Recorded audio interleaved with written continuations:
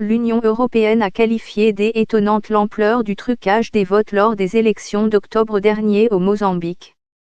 Dans leur rapport final, publié mercredi, les observateurs de l'UE ont donné une évaluation très peu reluisante aux élections, affirmant avoir constaté des fraudes à presque toutes les étapes du processus.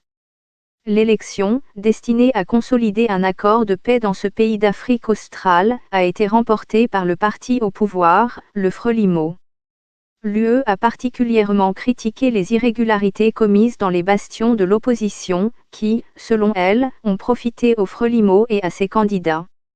La compétence et la crédibilité de la commission électorale mozambicaine ont non seulement été fortement indexées mais aussi mises en doute par l'UE.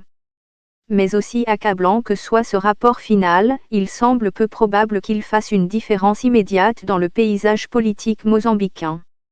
Les missions d'observation africaines et les chefs d'État ont déjà donné leur bénédiction aux résultats des élections et aux vainqueurs. Une contestation juridique réussie comme on l'a vu récemment au Malawi voisin est considérée comme peu probable. Mais il y a des risques pour le Mozambique. Il n'y a que quelques mois qu'un accord de paix a été signé pour mettre un terme définitif à des décennies de guerre civile. Une insurrection islamiste se développe dans le nord du pays.